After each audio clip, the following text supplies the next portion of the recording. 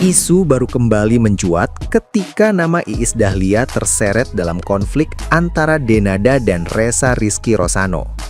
Iis Dahlia dituding melakukan intimidasi psikis terhadap Ressa saat sebuah acara fashion show di Jakarta Selatan.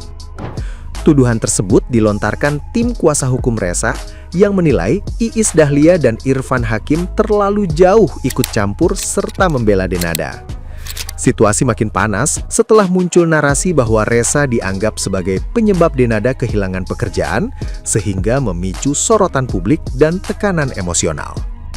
Menanggapi hal itu, Iis Dahlia memberikan klarifikasi terbuka melalui media sosial pribadinya. Ia menegaskan kehadirannya di acara tersebut murni karena undangan dan tidak memiliki niat menekan siapapun. Iis Dahlia menjelaskan pertemuannya dengan Ressa terjadi secara spontan atas dasar empati, disaksikan sejumlah pihak, dan berlangsung dalam suasana cair. Ia menyayangkan sikap tersebut dipersepsikan sebagai intimidasi. Dengan bantahan ini, Iis Dahlia berharap polemik tidak dipelintir, sementara kasus utama Ressa dan Denada dapat diselesaikan secara adil tanpa menyeret pihak lain di ruang publik luas. Wah, nampaknya video yang berseliweran di sosial media rame banget ya. Kebetulan aku hari ini lagi ada acara di pesantren di Sumbawa. Banyak banget tuh kiriman-kiriman link-link video-video yang berseliweran. Jadi Mas pengacara, saya mau menjelaskan bahwa hal yang Mas bilang itu sama sekali tidak terjadi. Tidak terjadi dan tidak pernah terucap dari mulut saya bahwa katanya Denada diboikot itu karena Ressa. Dan ada buktinya, ada Karen Delano, ada si Abang, which is itu suaminya Sheila yang mengundang Ressa juga di acara itu. Silahkan boleh ditanyakan ke dia. Saya mau menjelaskan ya nih buat semuanya. Kronologinya adalah saya datang ke acara itu bukan untuk menggeruduk, bukan untuk mengerubungi, bukan untuk mengintimidasi apalagi meneror Ressa. Saya datang ke acara itu pure karena undangannya Sheila Sokya, ada fashion show. Kebetulan Ivan Gunawan juga sebagai penyelenggara garis putih membuat fashion show itu.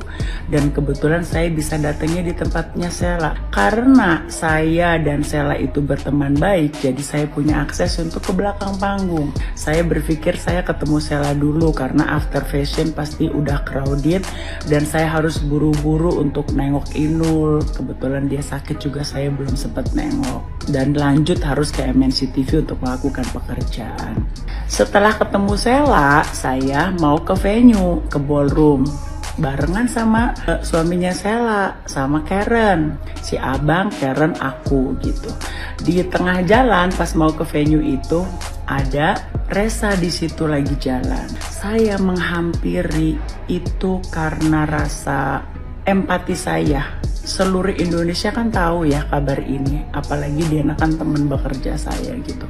Jadi saya mendekati dia karena empati saya sebagai seorang ibu dan juga seorang anak gitu. Saya memberikan sebelum saya ngomong, si Abang dulu yang ngomong, Ressa nanti tampilnya begini dia lah ngasih wejangan atau ngasih brief kali ya, karena Ressa tuh katanya abis fashion show mau ada live TikTok.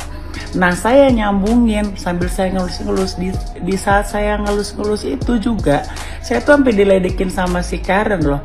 Ngapain sih mah nangis-nangis, dasar nenek-nenek gitu. Cuman kan memang kalau kalian tahu sendiri lah, hati saya itu kan nggak bisa ya kalau hal-hal yang kayak gitu tuh gampang iba, gampang menyentuh. Dan kata-kata yang katanya meneror, mengintimidasi terus itu sama sekali nggak ada. Malah saya membesarkan hatinya karena dia sekarang banyak banget pekerjaan di dunia entertain, harus berhadapan dengan kamera dan segala macam. Saya bilang, kamu alhamdulillah sekarang banyak berkah, intinya gitulah, banyak berkah. Mudah-mudahan kita semua berdoa, mudah-mudahan hal baik yang akan terjadi, sabar. Mungkin suatu saat nanti entah kapan itu kita berharap semua masalahnya selesai, semua berjalan baik. Karena kalau dibilang kalau seandainya memang iya gitu, satu sisi ibu, satu sisi saudara, jadi kita berharap semuanya berjalan dengan baik. Dan satu hal lagi, ketika saya keluar dari fashion show pun, Mas, ada wartawan, boleh dilihat juga di wawancara sudah beredar ya. Nggak ada sedikit pun saya mau ikut campur, dan saya nggak mau ikut campur karena saya tahu ini adalah area privasi, area keluarga. Kita sebagai teman itu cuma bisa mendoakan, itu saja ya. Jangan salah mengerti. Dan waktu saya ngomong sama Reza pun, Sela datang dengan bawa videografer.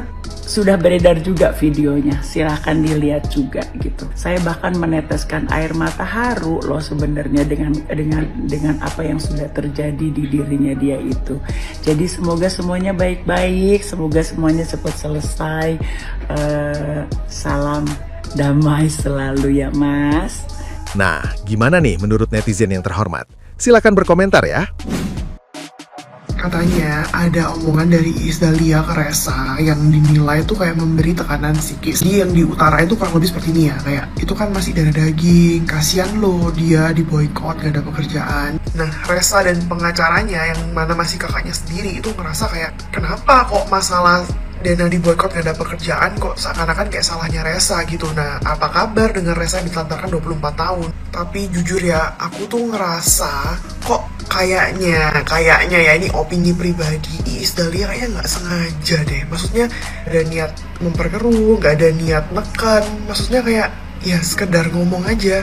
Kalian paham maksud nggak? Pernah nggak sih kalian kayak ngomong salah tapi kalian nggak masuk ke sana? Apalagi isu ini dan situasinya emang lagi banget. Makanya menurutku ya, kalau kita bertemu dengan pihak yang berkonflik itu lebih baik kita diem sih, nggak usah ikut komentar, nggak usah ikut kasih nasihat. Jadi ya sekarang ibarat nasi udah jadi bubur, omongan udah terlanjur terlontar. Kalau menurut kalian gimana nih, intensi ngomongnya ini sengaja atau kepleset?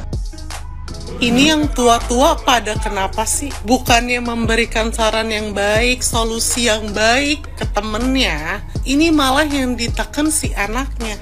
Kaden diboykot, ya udah, biarkan dia menyelesaikan dulu permasalahannya. Ade, sahabat, dan lain-lain yang kalian sebut itu cuma sementara kehilangan pekerjaannya, ya.